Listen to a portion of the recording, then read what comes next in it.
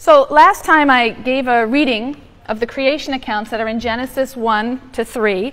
These are two very different stories, but their placement side by side suggests the possibility of a joint reading.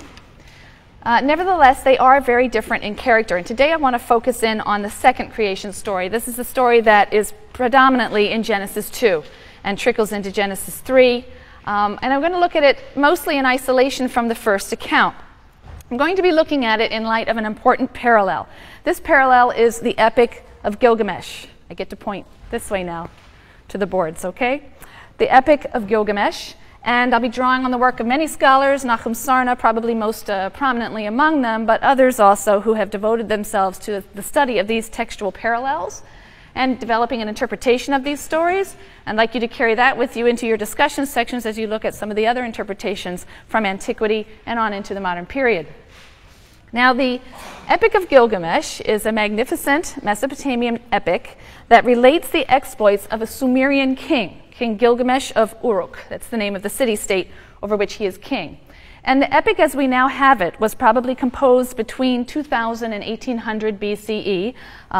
Gilgamesh was apparently a historical character, an actual king of Uruk, but the story, of course, has fantastic and legendary qualities to it. We have a full text of the epic that was located in the library of Ashurbanipal, an Assyrian king. It's a 7th century copy of the story, but we have fragments that are much, much older, that date back to the 18th century, that were found in Iraq. So clearly it's an old story, and we have even older prototypes for elements of the story as well. The story opens with a description of Gilgamesh. He's an extremely unpopular king. He's tyrannical, he's rapacious, he's undisciplined, he's oversexed. The people in the city cry out to the gods. They want relief from him. They particularly cite his abuses towards the young women of the city. And the god Aruru is told that she must deal with Gilgamesh. Aruru is on the board. So Aruru fashions this noble savage named Enkidu. Enkidu is designed to be a match for Gilgamesh, and he's very much like the biblical human in Genesis 2.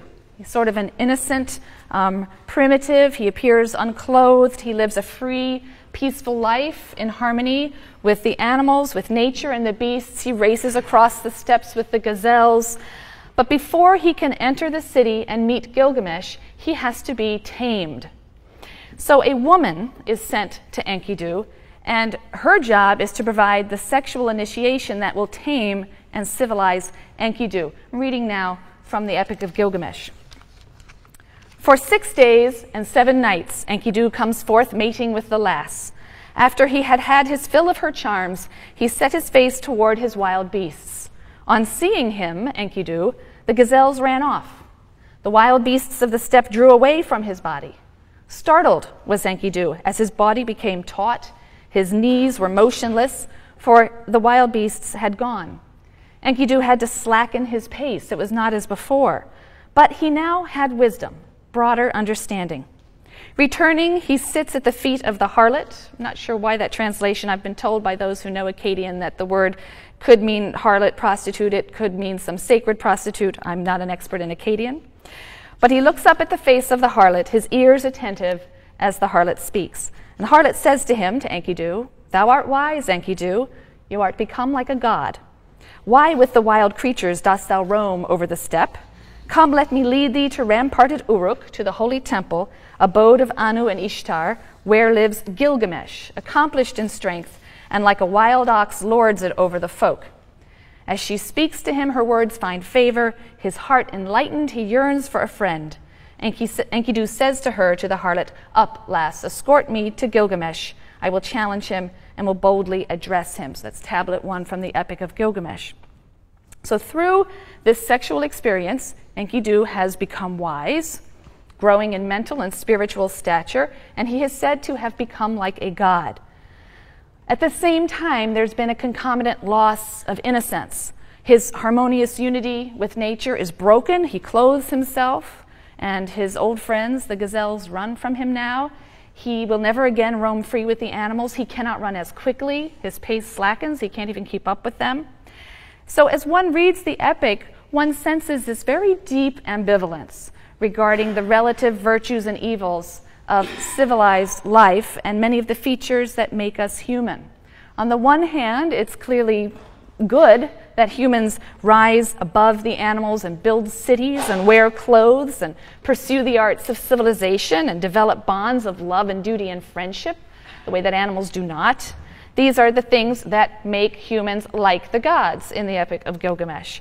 But on the other hand, these advances have also come at a cost.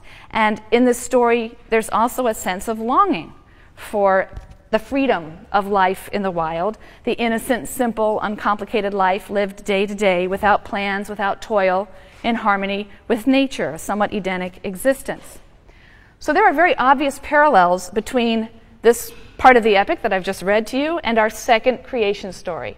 Enkidu, like Adam, is fashioned from clay. He's a noble savage, he's a kind of innocent primitive, and he lives in a peaceful coexistence with animals. Nature yields its fruits to him without hard labor. He's unaware of, he's unattracted by the benefits of civilization, clothing, cities, and all their labor. Just as Enkidu gains wisdom and becomes like a god and loses his oneness with nature, so Adam and Eve, after eating the fruit of the knowledge of good and evil, are said to have become like gods, and they also lose their harmonious relationship with nature.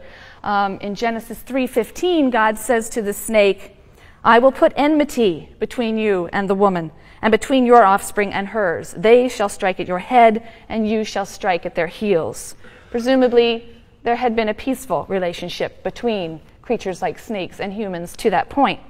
They're banished now from the garden. It used to yield their fruits to them without any labor, but now humans have to toil for food, and the earth yields its fruits only stintingly. So in Genesis 3:18, God says to Adam, "Cursed be the ground because of you. By toil shall you eat of it all the days of your life. Thorns and thistles shall it sprout for you, but your food shall be the grasses of the field. By the sweat of your brow shall you give bread to eat."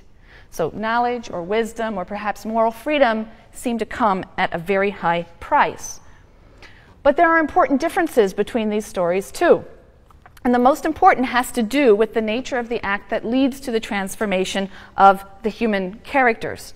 It's Enkidu's sexual experience, his 7-day encounter with the woman, that makes him wise and godlike at the cost of his life with the beasts. There has been a long tradition of interpreting the deed or the sin of Adam and Eve as sexual. And there are some hints in the story that would support such an interpretation. And I was just reading recently a scholarly introduction to Genesis that very much argues and develops this interpretation. Adam and Eve eat from the tree of the knowledge of good and evil in violation of God's command. Now, eating can perhaps be a metaphor for sex, some have argued. Knowledge of good and evil, perhaps that could be understood in sexual terms. In biblical Hebrew, the word to know can mean to know in the biblical sense. It can mean sexual intercourse. Snakes are symbols of renewed life and fertility in the East because they shed their skins, so they seem to be eternally young. And they're also phallic symbols. Eve says that the snake seduced her and uses a term that has some sexual overtones. So do all of these hints suggest that in the biblical view, the change in Adam and Eve came about through sex? If so, is sex a negative thing forbidden by God? It would depend if you view the change as a negative thing. That seems unlikely in my view. You will certainly hear it argued, but it seems unlikely in my view. God's first command to the first couple was to be fruitful and multiply. Now, admittedly, that comes from the first creation story in Genesis 1.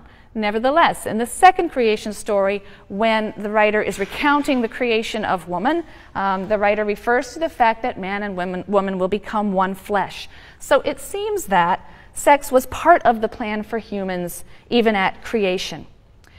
Also, it's only after their defiance of God's command that Adam and Eve first become aware of and ashamed by their nakedness, putting the sort of sexual awakening after the act of disobedience rather than at the same time or prior to. So maybe what we have here is another polemic, another adaptation of familiar stories and motifs to express something new. Perhaps for the biblical writer, Adam and Eve's transformation occurs after an act of disobedience, not after a 7-day sexual encounter. The disobedience happens in a rather backhanded way. It's kind of interesting. God tells Adam before the creation of Eve that he's not to eat of the tree of the knowledge of good and evil. That's in Genesis 2:16, on pain of death.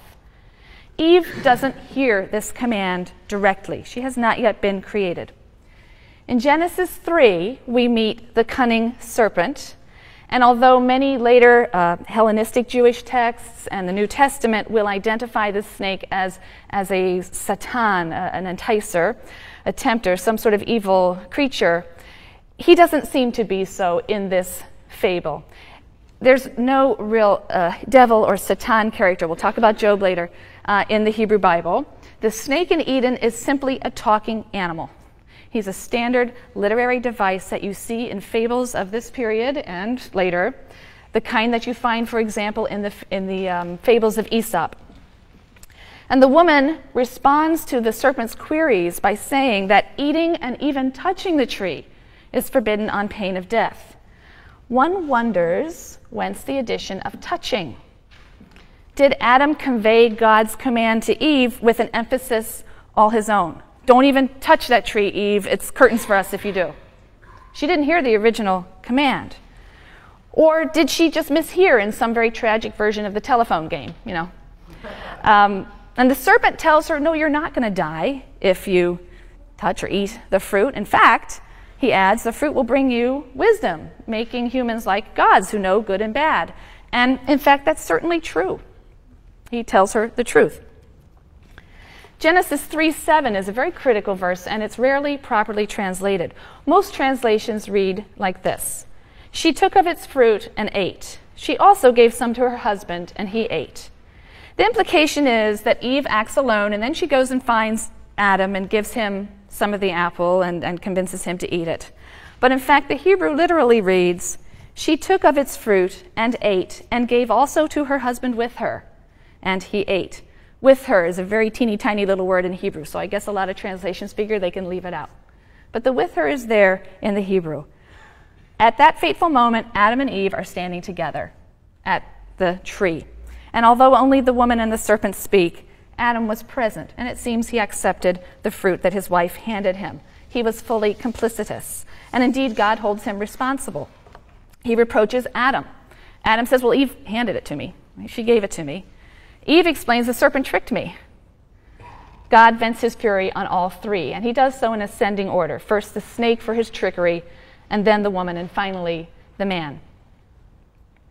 So just as the harlot tells Enkidu after his sexual awakening that he has become like a god, so Adam and Eve, after eating the forbidden fruit, are said to be like divine beings. Why? Perhaps because they have become wise in that they have learned they have moral choice. They have free will. They can defy God and God's plans for them in a way that animals and natural phenomena cannot. But now that means there is a serious danger here. And in Genesis 3, verse 22, God says, now that man has become like one of us, knowing good and evil, what if he should stretch out his hand and take also from the tree of life and eat and live forever?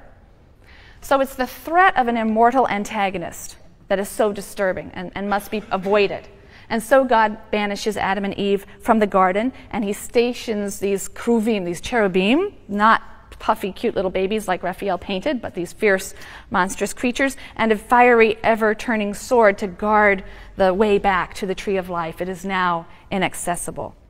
So the acceptance of mortality as an inescapable part of the human condition, it's a part of this story. It's also one of the themes of the Epic of Gilgamesh.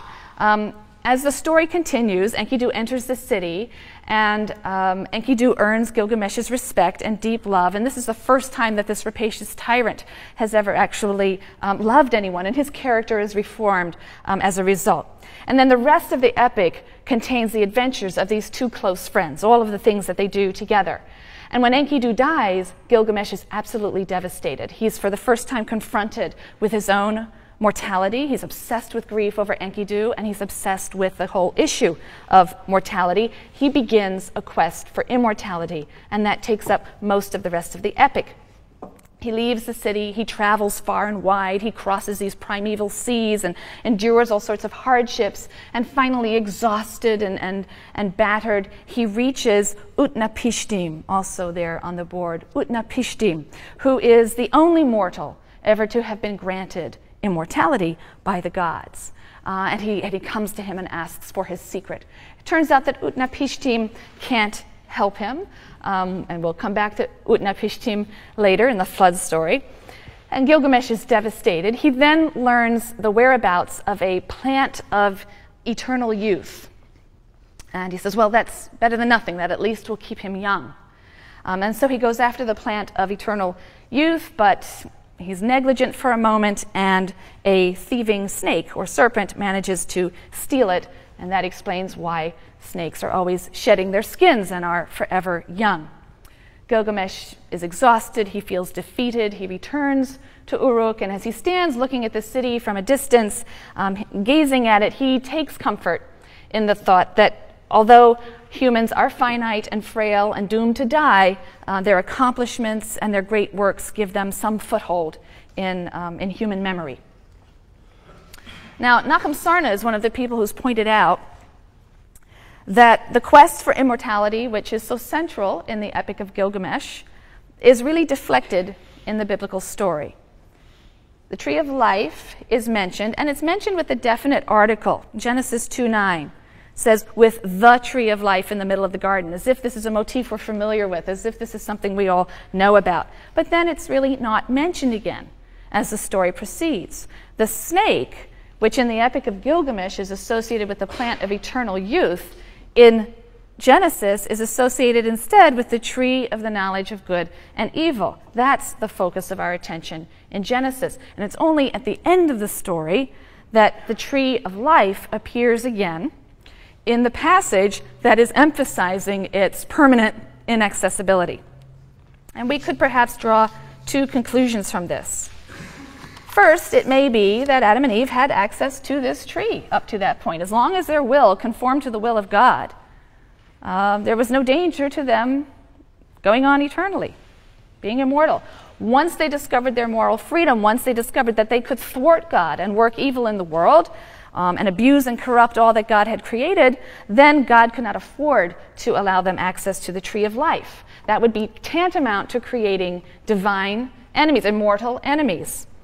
So God must maintain the upper hand in his struggle with these humans who have learned to defy him. He maintains the upper hand in this, the fact that they eventually must die. Second of all, the motif of guards who block access to the tree of life suggests that no humans have access to immortality, and the pursuit of immortality is futile.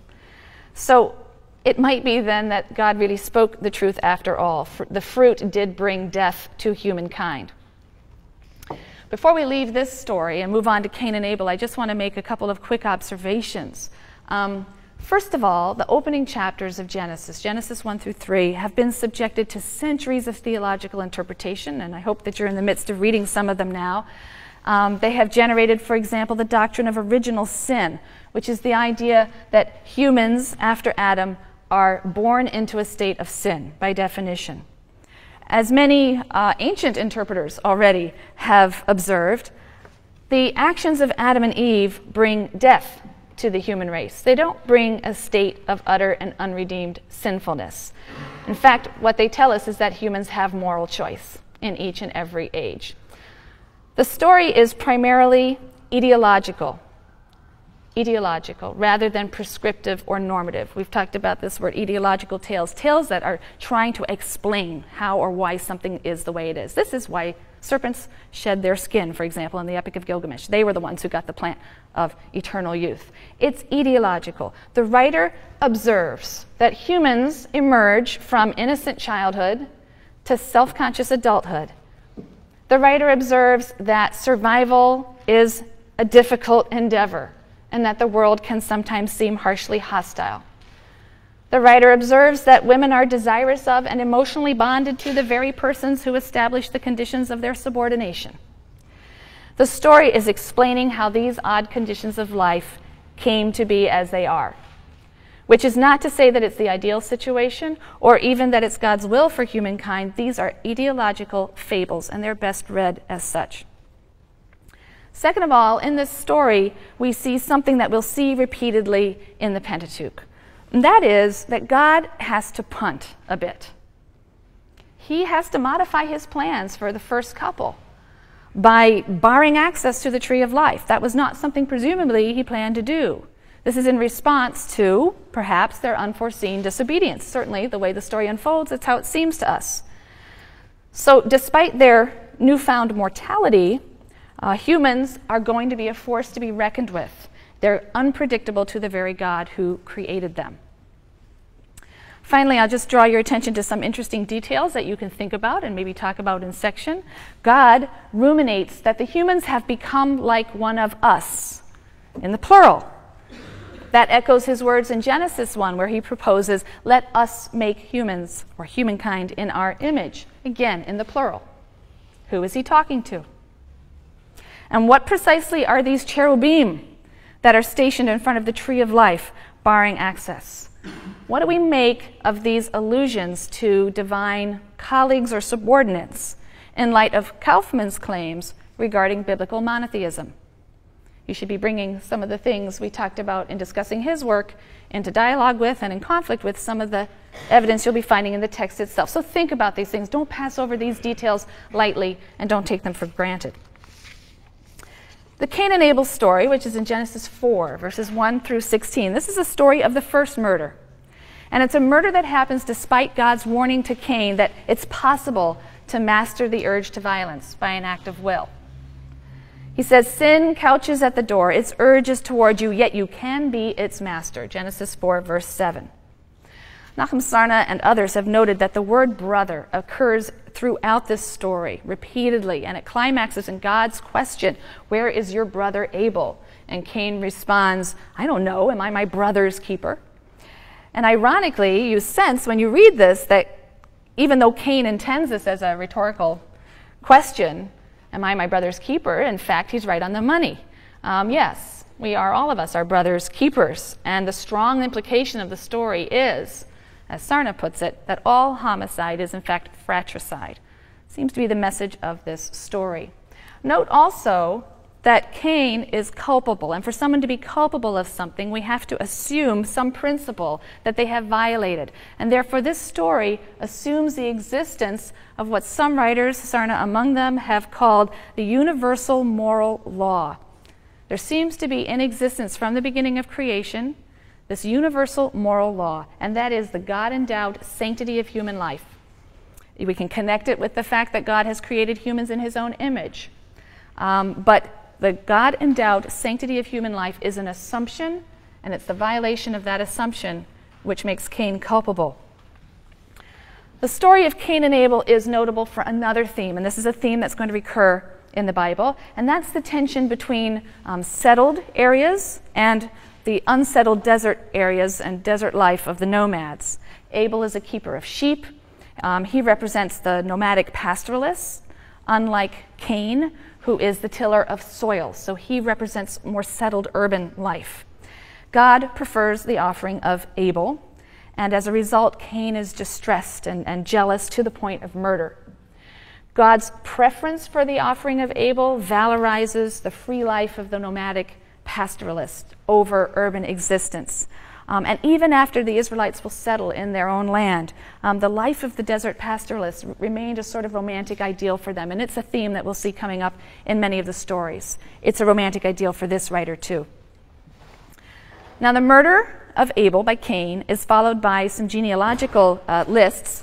They provide some continuity between the tales. They tell us sort of folkloric traditions about the origins of various arts, the origins of building, of metalwork, and music. But finally, in Genesis 6, verse 5, we read that every imagination of the thoughts of the heart, the human heart, was evil continuously. And this sets the stage then for the story of a worldwide flood. Now here again, the Bible is making use of older traditions and motifs and adapting them to their own purposes. I've hinted at this already, and we'll look at it in a bit more detail now. We know of a very ancient Sumerian flood story. The hero of that one is Ziusudra, also on the board.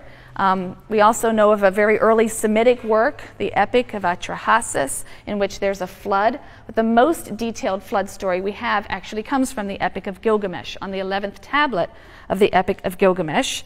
You'll remember that in his search for immortality, Gilgamesh sought out Utnapishtim, the one human who had been granted immortality. He wants to learn his secret. And when he begs for the secret of eternal life, he gets Utnapishtim's story, and it's the flood story. He learns that Utnapishtim and his wife gain their immortality by a twist of circumstances. They were the sole survivors of this great flood, and as a kind of reward, they were given immortality. The Sumerian story of Ziusudra is very similar to the Genesis account. In both, you have the flood coming about as the deliberate result of a divine decision. You have one individual who's chosen to be saved from the flood. That individual is given specific instructions on building an ark and is given specific instructions on who to bring on board the ark. The ark also comes to rest on a mountaintop. The hero sends out a bird to reconnoiter the land, to find out if it's dry yet. When the hero emerges, he builds an altar, he offers sacrifice to the deity, and receives a blessing. Very similar, parallel stories. And yet, there are significant contrasts between the Mesopotamian story and its Israelite adaptation. Let's compare some of the elements from all three of the stories with the biblical story. In the Epic of Gilgamesh, we have no motive given for the divine destruction whatsoever. It just seems to be pure capriciousness. In the Epic of Atrahasis, we do, in fact, read of a reason, and the text there states, "The land became wide, and the people became numerous. The land bellowed like wild oxen. The god was disturbed by their uproar. Enlil heard the clamor and said to the gods, 'Oppressive has become the clamor of humankind. By their uproar they prevent sleep.'" So it seems that humankind is to be destroyed because they irritate the gods with their tumult and noise. In the Gilgamesh epic, Ea, an earth water god, does ask another god, Enlil, how he could have brought the flood on so senselessly. He says, "Lay upon the sinner the sin, lay upon the transgressor his transgression," which would indicate that in the Epic of Gilgamesh there is this element of capriciousness. The biblical writer, in retelling the story, seems to want to reject this idea by providing a moral rationale for God's actions. The earth, the text says, is destroyed because of Hamas. Hamas is a word that literally means violence, bloodshed, but also all kinds of injustice and oppression. Noah is saved specifically for his righteousness. He was righteous in his generation. He was chosen, therefore, for moral reasons. So the writer seems very determined to tell the story in a way that depicts God as acting not capriciously, but according to certain clear standards of justice. This was deserved punishment, and the person who was saved was righteous. Furthermore, in the Mesopotamian accounts, the gods do not appear to be in control. This is something that's been pointed out by many writers. Enlil wants to destroy humankind completely. He's thwarted by Ea, who drops hints of the disaster to Utnapishtim, so Utnapishtim knows what to do and therefore manages to escape the flood. But that's thwarting the design of the God who brought the flood. He wanted everything destroyed. When the flood comes, the gods themselves seem to have lost control. They're terrified, they cower. The text says they cower like dogs crouched against the outer wall. Ishtar, the goddess Ishtar, cried out like a woman in labor. And moreover, during the period of the flood, they don't have food, they don't have sustenance. And at the end, when Utnapishtim offers his sacrifice, the gods are famished and they crowd around the sacrifice like flies, the text says. The biblical writer wants to tell a different story.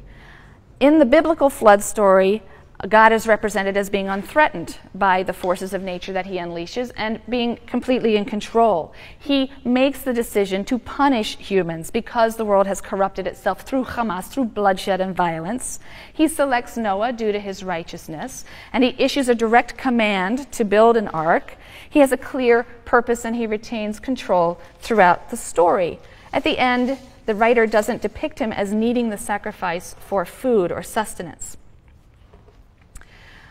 We might say that this story, like the story of Cain and Abel before it, and like the story we will read later of Sodom and Gomorrah, this story presupposes this universal moral law that Sarna and Kaufman and others have talked about, right? This universal moral law that seems to govern the world. And if God sees infractions of it, then as supreme judge, he brings humans to account. If morality is the will of God, morality then becomes an absolute value, and these infractions will be punished in the biblical writer's view. The message of the flood story also seems to be that when humans destroy the moral basis of society, when they are violent or cruel or unkind, they endanger the very existence of that society. The world dissolves. So corruption and injustice and lawlessness and violence inevitably bring about destruction. Some writers have pointed out that it's interesting that these humans are not being punished for religious sins, for idolatry, for worshiping the wrong God, or anything of that nature. And this is important. The view of the first books of the Bible is that each nation worships its own gods its own way. Perhaps at this point in the story, perhaps the view is that all know of God even if they ignore him. But the view eventually will be that only Israel is obligated to the God of Israel. Other nations aren't held accountable for their idolatry in the books of the Torah. We'll see this as we continue along. And yet, everyone, all humans, Israelites and non-Israelites alike, by virtue of having been created by God in the image of God, even though they may not know that God or may ignore that God, they are bound to a basic moral law that precludes murder and perhaps from this story we could argue other forms of oppression and violence. What better way to drive home the point that inhumanity and violence undermine the very foundations of society than to describe a situation in which a cosmic catastrophe results from human corruption and violence. It's an idea that runs throughout the Bible. It also appears in later Jewish thought and some Christian thought, some Islamic thought. The psalmist is going to use this motif when he denounces social injustice, the exploitation of the poor, and so on. He says, through wicked deeds like this, all the foundations of the earth are moved, are shaken. The Noah story, the flood story, ends with the ushering in of a new era, and it is in many ways a second creation that mirrors the first creation in some important ways. But this time, God realizes, and again, this is where God's got to punt all the time. That's what I love about the first part of Genesis. God is trying to figure out what he has made and what he's done, and he's got to shift modes all the time. And God realizes that he's going to have to make a concession. He's going to have to make a concession to human weakness and the human desire to kill. And he's going to have to rectify the circumstances that made his destruction of the earth necessary in the first place. So he establishes a covenant with Noah, a covenant. And humankind receives its first set of explicit laws. No more implicit, murder is bad. Oh, I wish I had known, right? Now we're getting our first explicit set of laws, and they're universal in scope on the biblical writer's view. They apply to all humanity, not just Israel. So these are often referred to as the terms of the Noahide covenant. They apply to all humanity. This covenant explicitly prohibits murder in Genesis 9, that is the spilling of human blood. Blood is the symbol of life. That's a connection that's made elsewhere in the Bible. Leviticus 17, right? The life is in the blood. So blood is the biblical symbol for life. But God is going to make a concession to the human appetite for power and violence. Previously, humans were to be vegetarian. Genesis 1, the portrait was one in which humans and animals did not compete for food or consume one another. Humans were vegetarian. Now God is saying humans may kill animals to eat them, but even so, he says, the animal's life is to be treated with reverence, and the blood, which is the life essence, must be poured out on the ground, returned to God, not consumed. So the animal may be eaten to satisfy the human hunger for flesh, but the life essence itself belongs to God. It must not be taken, even if it's for the purposes of nourishment. Genesis 9, verses 4 through 6. You shall not eat flesh with its life, that is, its blood. For your lifeblood I will surely require a reckoning. Of every beast I will require it, and of humans. So if you are killed by a beast or a human, there will have to be a reckoning and accounting. Of every person's brother, I will require the life of the person. Whoever sheds the blood of a person, in exchange for that person shall his blood be shed. For God made humans in his image. All life, human and animal, is sacred to God. The covenant also entails God's promise to restore the rhythm of life and nature and never again to destroy the earth. The rainbow is set up as a symbol of the eternal covenant, a token of the eternal reconciliation between the divine and human realms. And we should note that this notion or this idea of a God who can even make and keep an eternal covenant is only possible on the view that God's word and will are absolute, insusceptible to nullification by some superior power or some divine antagonist. Now, I handed out, or there was handed out to you, a sheet of paper. You might want to get that out in front of you, because we're going to talk a little bit about the flood story in Genesis 6 through 9. When we read the flood story in Genesis 6 through 9, we're often struck by the very odd literary style. I hope you were struck by the odd literary style and the repetitiveness and the contradictions. So I want to ask you now, and be brave and speak out. In your reading of the story, did anything of that nature strike you? Was the story hard to follow? Was it self-contradictory? And in what ways? Anything. Just don't even be polite. Just throw it right out there. Yes? Okay, we seem to have two sets of instructions, right? Someone's pointing out here, we seem to have two sets of instructions about what to bring on board. Either to bring 2 of each sort of living thing, animals and birds and creeping things, or in another passage, God tells Moses to bring on 7 pairs of pure animals and 1 pair of impure animals and 7 pairs of birds, right? Different sets of instructions. Anything else strike you as odd when you were reading this story? Right, rain seems to be there for different amounts of time, doesn't it? There are some passages in which the flood is said to last for 40 days or be on the earth for 40 days. We find that in Genesis 7, verse 17. But in Genesis 7, verse 24, 150 days is given as the time of the flood. Anything else? Any other sorts of doublets or contradictions? Because there are a few more.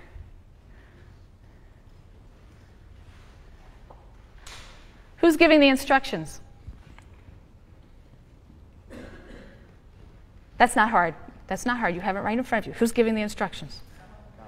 Okay, God. We have the word God being used, I guess, in that translation, right, with a capital G. What else is used? Lord. Those are actually different Hebrew words underneath there. Okay? Those 2 terms are different names for the deity that's giving the instruction. Okay? So there are 2 designations used for God. Yahweh, which is the sacred tetragrammaton. It's written with 4 letters in Hebrew. They don't include vowels. We don't really know how it's pronounced. I'm guessing at Yahweh. And that is a proper name for God. And in your translation, that will be translated as Lord in small caps. So wherever you see Lord in small caps, that's actually the English translation for Yahweh. The proper name, like almost a personal name for God. And then in other places we have this word Elohim, which actually is the word for gods, a sort of generic term for deities in the plural. However, when it's used to refer to the God of Israel, it's clearly singular. It always has a singular verb. So that will be appearing in your text as God with a capital G. Okay? So whenever you see Lord or God, those are actually pointing to different words that are being used in the underlying Hebrew text. Twice, God is said to look down on creation. Twice, it is said that he is displeased. Twice, he decides to destroy all living things. Twice, he issues instructions, and as we've seen, they're contradictory. We seem to also have a different account of how long the flood lasted. There are more subtle contradictions throughout as well. Sometimes the flood seems to be the result of very heavy rain, but in other descriptions, it seems to be a real cosmic upheaval. You'll remember the description of the world from Genesis 1 as an air bubble, essentially, that's formed by separating waters above and waters below, and they're held back or pressed back by the firmament above. And it's the windows in the firmament that are open. Those waters are allowed to rush in and dissolve that air bubble. It's as if we're back to square one with the deep, right? Just this watery mass again. So it's creation undoing itself in some of the descriptions, as opposed to just heavy rain. And in keeping with that idea of a kind of a return to chaos, Noah is represented in a way as the beginning of a new creation. because like Adam and Eve in the first creation story, Noah is told to be fruitful and multiply. He's also given rule over everything, and that's now extended to the taking of human life. The Bible contains a lot of repetition and contradiction. And sometimes it occurs in one passage, as in the flood story here, and sometimes it occurs in stories or passages that are separate from one another. For example, the two creation stories. There are many significant differences between the two creation stories. They differ greatly in style. Genesis 1 is formalized, it's highly structured, right? It has the 7 days and everything's paired up, it's beautifully structured, it's very abstract. Genesis 2 is much more dramatic, much more earthy. The first creation story doesn't really contain puns and word plays. It's a little bit serious. The second creation story is full of them. There are all sorts of little ironies and puns in the Hebrew. Adam, the earthling made from the earth. Adam is made from Adamah. Adam and Eve are naked, arum, which is the same word for clever or shrewd, and the snake is arum. He's clever and shrewd. There are lots of little puns of this kind. There are also differences in terminology between the two stories. Genesis 1 speaks of male and female. It's one set of Hebrew terms, but Genesis 2 uses man and woman, a different set of Hebrew terms to describe the genders. So the terms for gender are different in the two stories. Genesis 1 refers to God as, in your translation, God, right? Elohim, the word that's translated as God. He's remote. He's transcendent. He creates effortlessly through his word and through his will. But Genesis 2 refers to the deity as a name that's really a combination. It's Yahweh Elohim. So you'll see Lord God, right? You see that a lot in the Bible as well. Lord God, that tells you both of those words are side by side in the original Hebrew. So in Genesis 2, the deity is Yahweh Elohim. He's much more down to earth. He forms the human like a potter working with clay. He talks to himself. He plants a garden. He takes a stroll in the garden in the cool of the evening. He makes clothes for Adam and Eve. He's spoken of in much more anthropomorphic terms than the God that we encounter in Genesis 1. So what we have in the first few chapters of Genesis are two creation stories. They have distinctive styles, distinctive themes, distinctive vocabularies, and they're placed side by side. In Genesis 6 through 9, we seem to have two flood stories with distinctive styles and themes and vocabularies and substantive details, but they're interwoven instead of being placed side by side. And there are many such doublets in the Bible. At times, we have whole books that repeat or go over the same material.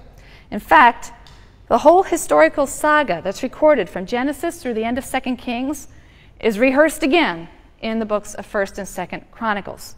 What are we to make of the repetitions and the contradictions here and throughout the Bible? What are the implications? Suppose you came across a piece of writing that you knew nothing about, just lying there on the table. You didn't know who wrote it, where, when, how, why.